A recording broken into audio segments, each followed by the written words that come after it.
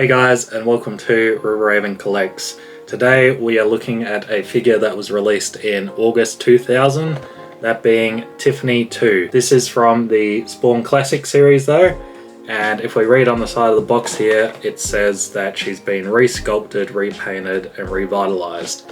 So, this is obviously not the original one that came out, but another version that has come out. There also seems to be another version of this. It's like very pink and vibrant. I'll put that up on screen for everyone. So I don't know, we might try and pick it up because looking at this, it looks like another incredible figure from McFarlane as always. So we might try and pick up the alternate. It depends how much I like this one and all that. But anyway, without further ado, let's just jump straight into this and get her out of her box. Alright guys, so we've obviously got Tiffany here and she's got an impressive sculpt on her. Well, I reckon it's pretty good. And then we've got a ton of weapons here, so really impressed by how many weapons, and also the base. The base looks incredible. I love the like dragon spine and skull. We've got spawn.com, got Tiffany 2 on the side, and of course the ultra action figure always on there. And something interesting is ages 5 and up. Not too sure if I'd give this to like a 5-year-old, to be honest. And then we've got Series 17 on the side there. And the advertising on the back is obviously horizontal, which is cool. We've unboxed him. I'll leave a link up above if you want to check that out. But he's got no skulls on that base, which is interesting. So wonder why they removed that. So maybe because this is like, this series seems to be figures that they've revisited. So maybe they removed the skulls on him. I'd be interested to see if I can find that figure and check it out. And of course we got the other ones. Medieval Spawn 2 we've unboxed. Malbolgia we've unboxed, but this is like a black variant. So I'm gonna see if we can pick that Malbolgia up as well, because that one looks really cool. Obviously quite a bit different to the one that we have unboxed, which was like my 3rd video I think on this channel. You can go check that out if you want as well after this one. And of course we got Clown. Not the biggest fan of Clowns, probably not going to pick him up. And then we've got what Tiffany's going to look like on her base there, which yeah, she's looking very cool. And then we've got the Interlink series. Now these are 6 figures that all link together to form one. This is something that I've been trying to pick up for the longest time, and somebody in the comments on one of my videos said, did you know that the guy that did the Samurai Spawn series also did this series? And I didn't know that, so that was great information and definitely made me want to pick these up. I've not seen too much about them. I don't think they were so popular. And then of course we've got the baseball stuff, if you're into that. And then we've got Spawn on the Dreamcast. So that's pretty cool. Let me know if you guys have played that. I haven't played it personally. I know they've got Berserk on the Dreamcast and I really want to play that, but yeah, never had a Dreamcast. Alright, so let's get it out of our box here, and I'll say it again, I do feel bad for unboxing this one because the box was like really pristine. You know, I'm really thinking that I'm going to have to rebuy these figures and just try and find like really pristine boxes to I got to appease myself here because I am feeling a bit bad about it of late. But anyway, here she is, and yeah, incredible sculpt. She's got like a gloss to her which looks really good on the light, and yeah, quite a interesting one. So she's obviously got so many weapons, and remember this tape's been on here for 24 years now, so it's going to be a bit of a hassle to actually get it off. Well, almost 24 years.